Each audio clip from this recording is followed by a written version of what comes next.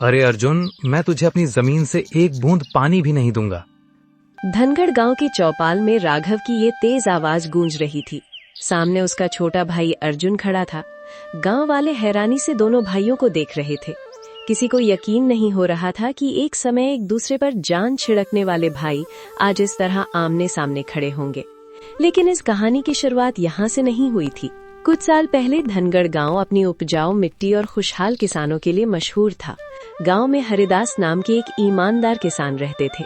उन्होंने पूरी जिंदगी मेहनत करके खेत, बाग, मकान और थोड़ी जमा पूंजी बनाई थी। उनके 2 बेटे थे, बड़ा बेटा राघव और छोटा बेटा अर्जुन।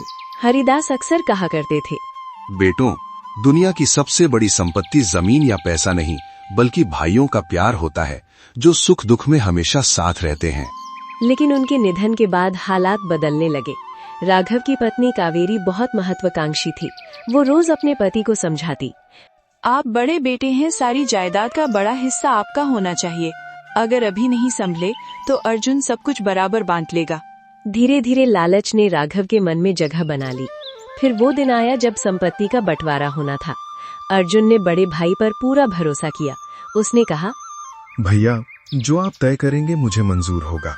यही भरोसा उसके लिए मुसीबत बन गया। राघव ने सबसे उपजाऊ खेत अपने नाम कर लिए और गांव से दूर पथरीली जमीन अर्जुन को दे दी। घर का सबसे अच्छा हिस्सा भी खुद रख लिया।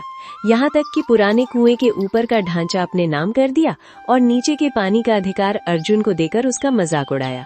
गांव के बुजुर्ग सब देखते रहे, लेकिन कोई खुलकर विरोध नहीं कर पाया। कुछ ही दिनों में अर्जुन और उसकी पत्नी गीता को घर छोड़ना पड़ा। दोनों गांव के किनारे एक पेड़ के नीचे भविष्य की चिंता कर रहे थे। तभी वहां स्वामी शरण दास पहुँचे।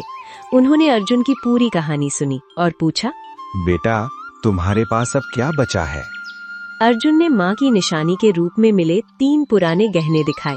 स्वामी जी ने उन्हें ध्यान से देखा और बोले, ये साधारण गहने नहीं हैं, इन्हें शहर के जगन्नाथ सेठ को दिखाओ। अगले दिन अर्जुन शहर पहुंचा। जगन्नाथ सेठ ने गहनों को देखते ही कहा, ये तो दुर्लभ प्राचीन धरोहर है, इसकी कीमत बहुत ज्यादा है। अर्जुन को उम्मीद से कहीं अधिक धन मिला। उसने पैसे उड़ाने के बजाय एक छोटा खेत किराए पर लिया और मेहनत शुरू कर दी। साथ ही उसने बंटवारे में मिली पथरीली जमीन पर भी काम जारी रखा। महीनों तक पत्थर तोड़ने और खुदाई करने के बाद उसे एक भूमिगत जल धारा मिली।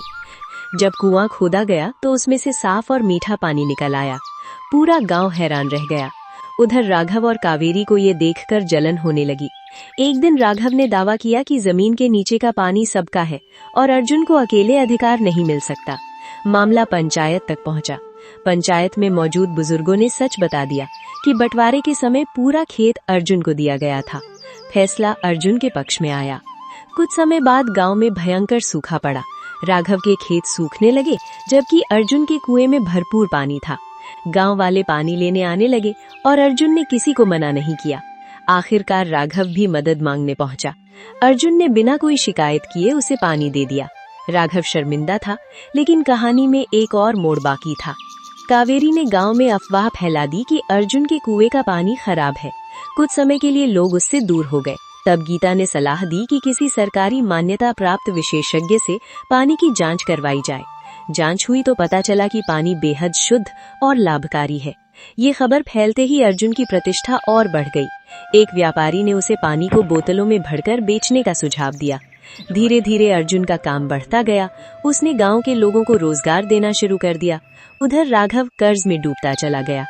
एक रात कावेरी को अपनी गलती का एहसास हुआ। उसने राघव से कहा, मैंने लालच में आकर तुम्हें गलत रास्ते पर धकेल दिया, मुझे माफ कर देना। अगली सुबह राघव अर्जुन के पास पहुंचा। उसकी आंखों में पश्चाताप था। उसने कहा, अगर हो सके तो मुझे माफ कर देना, मुझसे बहुत बड़ी गलती हो गई है। अर्जुन कुछ क्षण चुप रहा, फिर मुस्कराया और बोला, रिश्ते टूट जाएं तो संपत्ति किसी काम की नहीं रहती। दोनों भाई गले लग गए। बाद में अर्जुन ने बिना बताए राघव का कुछ कर्ज भी चुकाने में मदद की। कावेरी ने गीता से माफी मांगी और दोनों परिवार फिर से एक हो गए। दोस्तों, समय चाहे जितना लगे, लेकिन सत्य और प्रेम आखिरकार जीत ही जाते हैं।